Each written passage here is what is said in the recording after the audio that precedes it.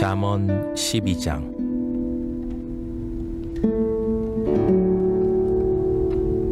훈계를 좋아하는 자는 지식을 좋아하거니와 징계를 싫어하는 자는 짐승과 같으니라. 선인은 여호와께 은총을 받으려니와 악을 꾀하는 자는 정죄하심을 받으리라. 사람이 악으로서 굳게 서지 못하거니와 의인의 뿌리는 움직이지 아니하느니라. 어진 여인은 그 지압 위에 면류관이나 욕을 끼치는 여인은 그 지압 위에 뼈가 썩음 같게 하느니라. 의인의 생각은 정직하여도 악인의 도모는 속임이니라. 악인의 말은 사람을 엿보아 피를 흘리자 하는 것이거니와 정직한 자의 입은 사람을 구원하느니라. 악인은 엎드려져도 소멸되려니와 의인의 집은 서 있으리라. 사람은 그 지혜대로 칭찬을 받으려니와 마음이 굽은 자는 멸시를 받으리라. 비천히 여김을 받을지라도 종을 부리는 자는 스스로 높은 채 하고도 음식이 핍절한 자보다 나으니라. 의인은 자기의 가축의 생명을 돌보나 악인의 긍휼은 잔인이니라. 자기의 토지를 경작하는 자는 먹을 것이 많거니와 방탕한 것을 따르는 자는 지혜가 없느니라. 악인은 불의의 이익을 탐하나 의인은 그 뿌리로 말미암아 결실하느니라. 악인은 입술의 허물로 말미암아 그물에 걸려도 의인은 환난에서 벗어나느니라. 사람은 입의 열매로 말미암아 복록에 족하며 그 손이 행하는 대로 자기가 받느니라. 미련한 자는 자기 행위를 바른 줄로 여기나 지혜로운 자는 권고를 듣느니라. 미련한 자는 당장 분노를 나타내거니와 슬기로운 자는 수욕을 참느니라. 진리를 말하는 자는 의를 나타내어도 거짓 증인은 속이는 말을 하느니라. 칼로 찌름같이 함부로 말하는 자가 있거니와 지혜로운 자의 혀는 양약과 같으니라. 진실한 입술은 영원히 보존되거니와 거짓 혀는 잠시 동안만 있을 뿐이니라. 악을 꾀하는 자의 마음에는 속임이 있고 화평을 의논하는 자에게는 희락이 있느니라. 의인에게는 어떤 재앙도 임하지 아니하려니와 악인에게는 앙화가 가득하리라. 거짓 입술은 여호와께 미움을 받아도 진실하게 행하는 자는 그의 기뻐하심을 받느니라. 슬기로운 자는 지식을 감추어도 미련한 자의 마음은 미련한 것을 전파하느니라. 부지런한 자의 손은 사람을 다스리게 되어도 게으른 자는 불임을 받느니라. 근심이 사람의 마음에 있으면 그것으로 번뇌하게 되나 선한 말은 그것을 즐겁게 하느니라. 의인은 그 이웃의 인도자가 되나 악인의 소행은 자신을 미혹하느니라. 게으른 자는 그 잡을 것도 사냥하지 아니하나니 사람의 부귀는 부지런한 것이니라. 공의로운 길에 생명이 있나니 그 길에는 사망이 없느니라. 오늘도 여러분 새벽 미명 하루의 첫 시간 하나님 품에 잘 나왔습니다. 여러분 한 분 한 분이 정말 대단합니다. 새벽에 나오는 게 결코 쉬운 일이 아니죠. 아무나 할 수 있는 일이 아닌데 여러분이 있어서 여러분의 가정과 자녀가 희망이 있는 줄 믿습니다.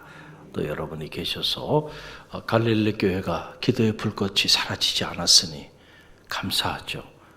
그런 면에서 여러분은 남은 자입니다. 남은 자, 남아있는 자. 그렇죠? 다 떠나갔어요. 그런데 마지막까지 남아있는 자.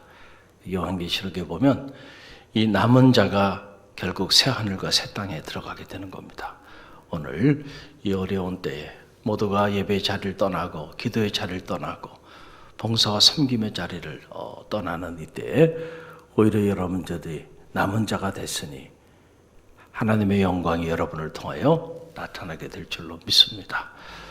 오늘 이 잠언 12장 말씀, 우리 특별히 생활신앙을 위한 그런 놀라운 교훈이 되는 지혜의 말씀들이 이곳에 가득 흘러 넘치고 있는 것을 보게 돼요. 정말 잠언을 묵상해 보면 잠언 안에 나오는 이 한 절 한 절의 말씀이 평생 우리가 가슴에 새기고 또 새겨야 하는 우리 인생 철학과도 같은 그런 놀라운 말씀들로 가득 흘러 넘치고 있는 것을 봅니다. 어떻게 정리를 할까?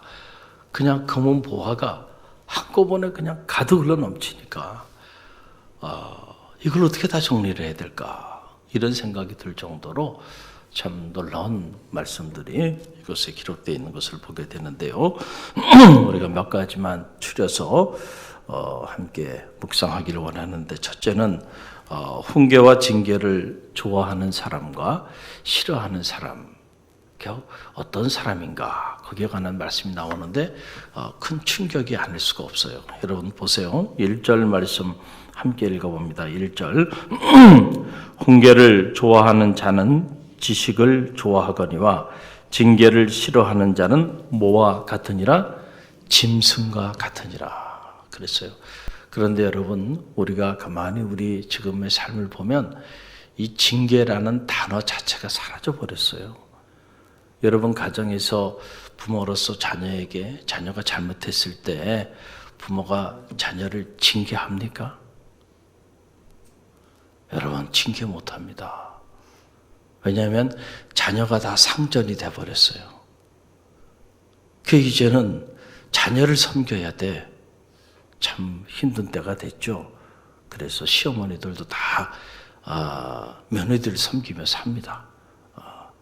그러니까는 뭐 함부로 부모가 자녀들에게 말 못해요. 말 못해. 그 부모 입장에서 봤을 때, 부모의 인생의 경륜이나 믿음의 경륜에서 봤을 때, 이렇게 하면은 참 좋겠는데, 저렇게 살면 안 되는데, 자, 이런 부분이 있어요, 없어요? 있어요. 틀림없이 있습니다. 자, 말해요, 말 못해요? 말 못합니다.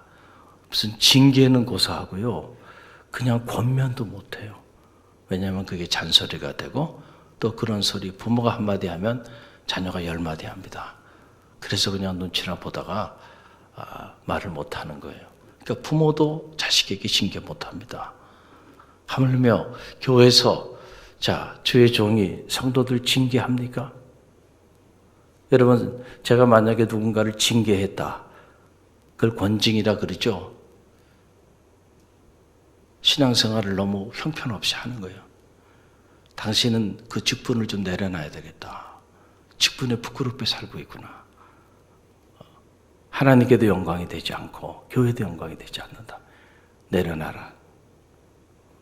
자, 징계하는 거예요. 일정 기간. 자, 그랬을 때 어떻게 됐을까요? 18세기 웨슬리는 권징이라 그래서 철저하게 징계했습니다. 감리교 운동 전개할 때 우리로 말하면 석장들, 지도자들 세워서 사역하다가 영적으로 문제가 되면 모든 것을 다 내려놓게 했어요. 그리고 다시 처음부터 다시 시작하게 하고 본인이 참여하고 자기를 돌아보고 영적으로 다시 회복이 되면 회복된 사람에 한해서 다시 사역할 수 있게 하고, 그렇지 않은 사람들은 과감하게 징계를 해버렸어요. 그런데 교회에서 징계하면은, 징계하는 교회도 없지만은 징계를 하면은 다 상처받았다 그러고 주의 종이 사랑이 없다 그러고 그러잖아요. 그런데 우리가 놀라운 거는 뭐냐면은 징계를 싫어하면 짐승이래요. 그러니까 오늘 우리가 징계를 싫어하는 시대가 됐어요. 다 짐승이 되어버렸다는 거예요. 여러분 창세기에 보게 되면 이 단어가 한번 나와요. 창세기에도 인간이 짐승이 됐다라고 하는 말이 나와요. 하나님의 형상을 가지고 하나님의 뜻을 따라 살아가야 되는 인간들이 하나님의 말씀을 버렸을 때 그들이 짐승이 되었다. 성경은 이렇게 표현해요. 그러니까 우리가 흔히 하는 말이 사람이라고 다 사람이냐, 사람다워야 사람이지, 이런 말 하잖아요. 성경의 입장에서 본다고 한다면 징계를 싫어하는 자, 하나님의 권면이나 하나님의 채찍을 싫어하는 자들은 다 짐승이 되어버렸다. 사람이 아니에요, 더 이상. 이런 걸 생각하면 말이죠, 충격이 되고 무섭기까지 해요. 우리가 영적으로 보면 짐승이 되어가고 있는 이런 시국에 있어요. 자, 우리 자녀들이 믿음의 권면이나 믿음의 징계를 받는 것을 꺼려 한다고 한다면 그 자녀가 영적으로 보면 사람이 아닌 거예요. 이미 짐승이 돼 있다. 그 짐승에게 징계하다가는 물려요. 그러니까 그냥 멀리하는 거예요. 우리가 이런 모습을 보면서 우리의 신앙을 다시 한번 우리가 점검해 볼 필요가 있다라고 하는 그런 사실이고요. 또 하나, 하나님께 사랑받는 자와 그렇지 못한 자가 있다는 겁니다. 우리는 하나님이 모든 사람을 다 사랑하신다고 생각하는데 그렇지 않아요. 하나님의 사랑에는 구별함이 있다는 것을 알아야 한다. 여러분 2절 말씀을 보세요. 2절 함께 읽어봅니다. 의인은 여호와께 은총을 받으려니와 악을 꾀하는 자는 정죄하심을 받으리라 그랬어요. 자 보세요. 여호와께 은총을 받는, 자 여호와의 은총이 임하는 사랑받는 사람들이 있어요. 자, 그 사람들은 누구냐면 선인, 착한 일을 도모하는 그러한 의인들은 여호와의 은총을 받는, 여호와의 사랑을 받는 그런 삶을 살게 되지만은, 그러나 그렇지 않은 악을 꾀하는 자는 오히려 정죄하심을 받으리라. 그러니까 악을 꾀하며 살아가는 사람들은 하나님은 잘하는 사람도 선인도 사랑하시고 악인도 사랑하시고 다 품으셔야지, 그게 하나님의 사랑이지, 그렇게 생각할 수 있어요. 그러나 성경을 한번 들여다보세요. 하나님의 사랑은 언제나 하나님의 정의가 기초한 사랑임을 꼭 기억하시길 바랍니다. 그래서 의인과 악인을 구분하고요, 하나님의 뜻 가운데 거하는 사람들과 그렇지 못한 사람들을 구별합니다. 그래서 때로 심판하시기도 하고 정죄하시기도 한다라고 하는 사실이에요. 할렐루야. 그게 하나님의 사랑이에요. 우리가 하나님의 사랑을 욕되게 하면 안 돼요. 아무데나 내가 잘못된 길을 걸어가면서도 하나님은 사랑의 하나님이시니까 다 품어주시고 다 용서하셔야지. 아니에요. 그게 사랑의 하나님이 아니에요. 나를 돌아보고 참회하고 다시 하나님 품에 돌아왔을 때는 하나님이 품어주시지만은, 그러나 끝까지 돌이키지 않을 때는 심판과 정죄가 여러분 임하게 된다. 공의의 하나님이라는 말이 바로 이런 하나님임을 여러분 알아야 돼요. 여러분 모두는 하나님의 은총을 받는 사랑받는 자녀들이 되기를 주님의 이름으로 간절히 축원드립니다. 그러기 위해서는 우리 삶이 바뀌어야 돼요. 선인이 되어야 된다는 거예요. 그래서 생활신앙을 얘기하는 거고, 이 생활신앙을 말하지 않는 복음은 다 거짓 복음인 겁니다. 여러분, 그것은 거짓말하고 있는 거예요. 사람들을 속이고 있는 거예요. 그냥 하나님의 축복이 말이죠. 내가 어떻게 살든지 간에 그냥 축복의 문이 막 열린다고 생각하고요, 그럴 거라고 여러분 기대하며 그렇게 나간다고 한다면 여러분 그건 끔찍한 일이라는 거예요. 정말 하나님의 말씀을 우리가 몰라도 너무 모르는 거죠. 또 세 번째 보세요. 의인의 생각과 악인의 생각에는 차이가 있다. 여러분 5절 말씀 보세요. 함께 읽어봅니다. 의인의 생각은 정직하여도 악인의 도모는 속임이니라. 그러니까 의인의 생각은 언제나 정직해요. 거짓말을 하지 않는다. 오니스트하다. 그렇죠? 그러니까 정직하게 살아가는 사람이 의인이에요. 반대로 말씀드리면. 그러나 악인은 그의 도모가 언제나 거짓이라는 거예요. 그러니까 누가 악인이냐면 악인은 항상 그 마음에 도모하는 것들이 보면 진실함이 없어요. 정직하지가 않아요. 그게 거짓이 있다는 거예요. 그래서 우리가 여러분 이렇게 신천지를 영적으로 교리조차도 볼 필요도 없어요. 왜 그게 잘못된 건강하지 않은 사교 집단인가? 그 처음부터 끝까지 거짓말로 포교 활동을 하는 걸 가르치는 단체이기 때문에 그래요. 그게 진리가 아닌 거예요. 하나님의 말씀에 비춰보면 우리는 복음을 정직하게 선포하게 하지 거짓말로 복음을 전하라고 하진 않잖아요. 할렐루야. 왜냐하면 거짓을 말하는 자는 선인이 아니고 의인이 아니고 악인이에요. 악인. 자, 그래서 의인의 생각과 악인의 생각은 거기서 차이가 난다라고 하는 사실이고 또 4절 의인의 말과 악인의 말도 차이가 있다. 그래서 6절로 7절 말씀 보세요. 6절로 7절 함께 읽어봅니다. 악인의 말은 사람을 엿보아 피를 흘리는 자 하는 것이니와 정직한 자의 입은 사람을 구원하느니라. 악인은 엎드려져서 소멸되거니와 의인의 집은 서 있으리라. 자, 악인의 말은 사람을 엿보아 피를 흘리자 하는 것이다.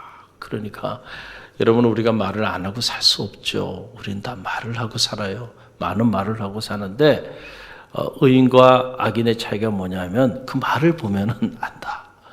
그래서 보면은 악인의 말은 항상 보면 사람을 죽이는 것을 도모하는 거예요. 사람을 잘 엿봐봐서 틈이 있으면은 그 사람의 피를 흘리자는 거예요. 그 사람 흠집을 내고 그 사람에 대해서 공격을 하고 그래서 그 사람을 무너뜨리는.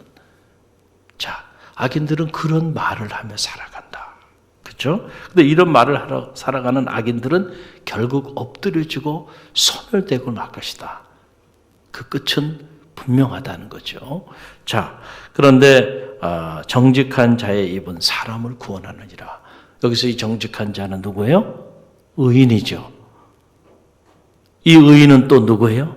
지혜자죠. 이제 정리가 되죠. 잠언에 나오는 지혜자는 누구인가? 그는 의인이에요. 그렇죠? 그리고 그 의인의 하는 말들은요, 생명을 살린다. 사람을 구원해. 저는 바라기는 여러분의 입술이 사람을 구원하는 입술이 되길 바랍니다. 사람의 생명을 살리는 입술이 되고요. 무너진 사람들을 세워주는 그런 입술이 되시기를 간절히 바랍니다. 우리가 믿음의 길을 걸어가면서 사람을 무너뜨리고 사람을 죽이는, 사람을 파멸로 이끄는 그런 입술을 가지고 산다면 그야말로 저주받은 인생이에요. 특별히 우리 믿음의 길을 걸어가는 성도들이 어떤 입술을 가지고 신앙생활을 해야 할까? 여러분, 우리가 오늘 말씀을 통해서 우리에게 참 경종을 울리는 그런 놀라운 생명의 말씀이죠. 이게 다 생활신앙에 해당하는 부분이에요. 내 삶이 바뀌지 않으면 하나님의 축복의 문이 열리지 않는다는 이유가 바로 여기에 있다라고 하는 그런 사실이죠. 또 오늘 말씀 보게 되니까 우리가 다스려야 할 것들이 많은데 신앙생활하면서 특별히 마음의 분노를 잘 다스려야 된다. 여러분 16절 말씀 보세요. 함께 읽어봅니다. 16절 미련한 자는 당장 분노를 나타내거니와 슬기로운 자는 수욕을 참느니라. 그러니까 잠언이 말하는, 잠언 12장이 말하는 미련한 자, 즉 지혜 없는 자, 악인, 이런 사람들은 어떤 사람들이냐면 자기 안에 일어나는 이 분노의 감정을 제어하지 못하고 그냥 분노를 그냥 폭발하는 사람들. 어떤 사람들은 그래요. 그냥 조금만 이렇게 그 안 좋은 환경이 돼도 금방 분노를 발하는 사람들이 있어요. 그렇죠? 그러고 하는 말이 나는 뒤끝이 없는 사람이래. 그리고 하루 이틀 지나고 나면 또 언제 그러냐는 듯이 말이죠. 그런데 그 순간을 못 참아. 그래가지고 그냥 분노를 팍 발하면서 소리를 지르고 그냥 담지 말아야 되는 말들을 막 그냥 합니다.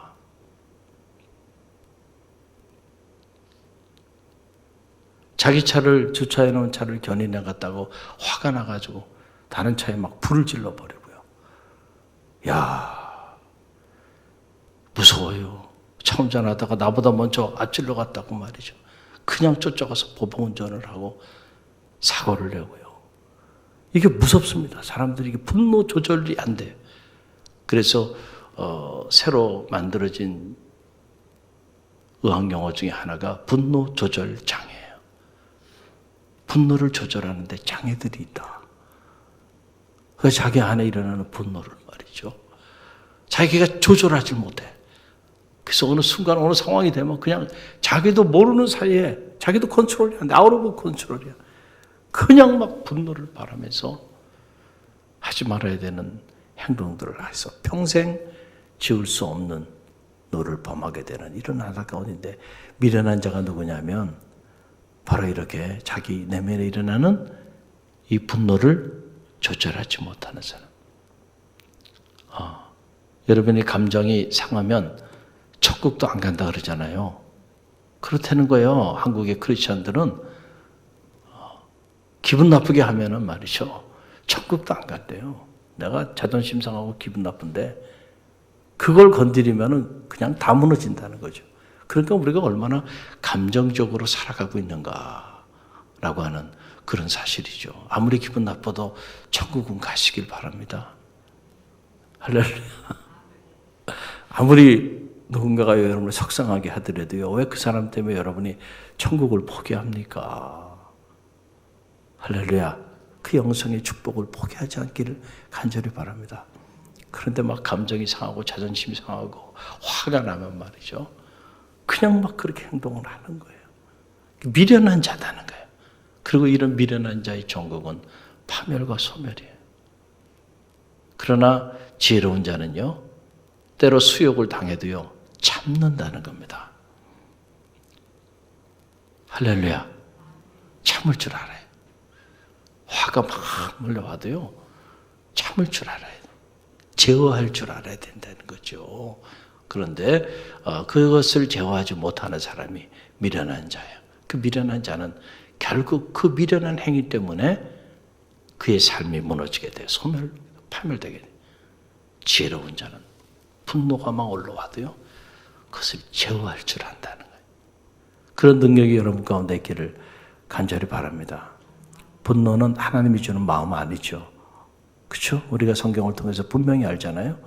분노라고 하는 이 감정, 분노라고 하는 이 마음은 하나님이 우리에게 심어준 마음이 아니에요.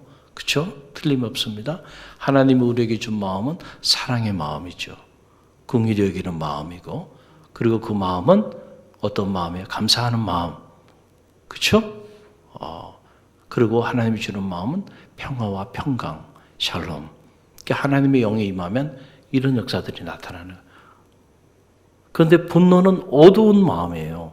이거는 나를 파괴하고 그리고 주변의 모든 사람들을 파괴해버리는 엄청난 무서운 독이 들어있는, 악인의 입에서 나오는 악한 정이 심어주는 그런 마음인데, 여러분들 그 마음을 품고 그걸 가지고 막 폭발하면서 산다 그러면은 그 일로 인하여 여러분의 삶과 여러분의 주변에 있는 사람들의 삶이 어떻게 되겠는가 생각만 해도 끔찍한 일이 일어나게 되는 거죠. 할렐루야. 자, 이거 신앙생활 하면서 우리가 잘해야 되는. 그 다음에 우리가 믿음의 길을 걸어가면서 참 부귀와 존귀가 여러분의 삶에 있기를 간절히 바랍니다. 그러기 위해서는 어떻게 살아야 되는가? 참 잠언은요, 조목조목 구체적으로 강론입니다. 무슨 추상적으로 무슨 둥그름 잡는 이야기를 하는 게 아니고요, 구체적인 우리 그리스도인들의 생활 규범에 관한 말씀들을 전해주는데, 자, 24절, 27절 말씀 보세요. 중요한 말씀이죠. 먼저 24절 함께 읽습니다. 부지런한 자의 손은 사람을 다스리게 되어도 게으른 자는 부림을 받느니라. 27절, 게으른 자는 그 잡을 것도 사냥하지 아니하나니 사람의 부귀는 부지런한 것이니라. 아멘. 여러분 성경을 보면요, 게으른 것도 죄가 돼요. 왜냐하면 게으르면은 쓰임받지 못합니다. 그래서 이 잠언은 끊임없이 이 게으른 자에 대한 경고의 말씀들을 우리에게 줘요. 게으른 자는 누구에게 가서 배우라는 거예요. 개미에게 가서 배워라. 개미에게 가서 배워라. 게으른 자들은. 그래서 좀 더 자자, 좀 더 졸자, 좀 더 눕자 하면 내 빈궁이 강도처럼 임할 것이다. 그렇죠. 그러니까 게으른 사람은 대책이 없는 거야. 그래서 이 유럽의 격언 중에 이런 말이 있잖아요. 일찍 일어난 새가 먹이를 먹는다. 새도 일찍 일어난 새가 먹이를 먹는 거예요. 그러니까 적어도 오늘 이 새벽에 이 성소에 나온 여러분들은 게으른 분은 아니에요. 여기 있는 분들은. 할렐루야. 부지런해도 그냥 부지런한 게 아니고 매우 부지런하신 분들이에요. 이게 새벽 5시까지 나오기 위해서는요. 여러분들이 일찍 일어난 사람은 4시에 일어났을 거고 4시에 아니래도 최소한 4시 반이라도 일어나셨을 거예요. 그래서 옷 입으시고 이렇게 나오셨잖아요. 저는 목욕제기까지 다 하고 나오니까 아예 샤워까지 다 하고 출근입니다. 저는 이 시간에. 예, 출근해서 집에 안 들어갑니다. 그리고 새벽기도 끝나고 일을 합니다. 출근한 겁니다. 저는.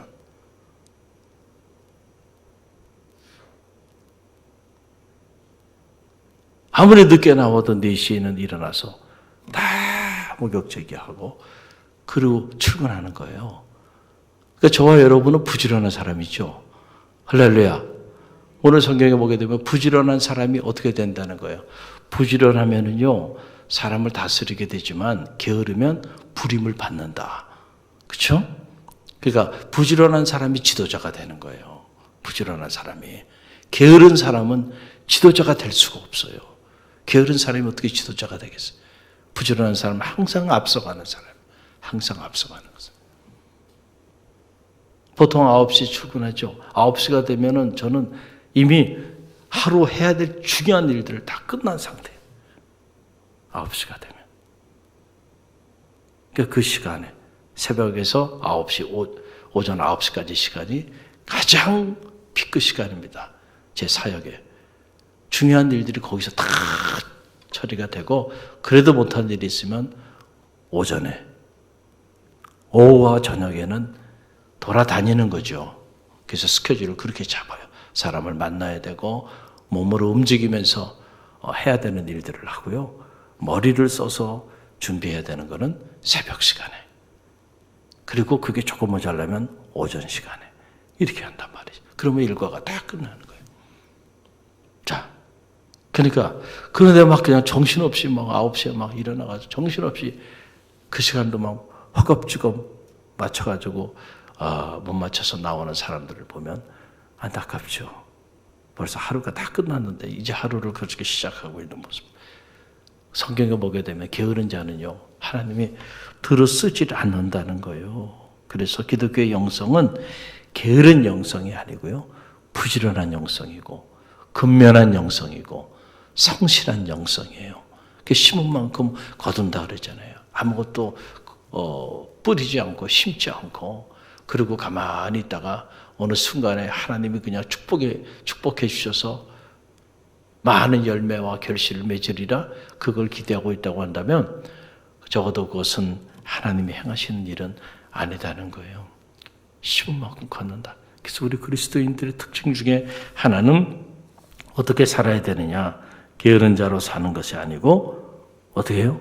부지런하게 살아야 돼요.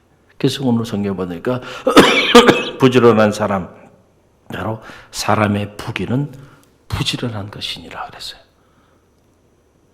여러분의 삶의 부귀가 종기가 떠나지 않는 축복이 있기를 간절히 바랍니다.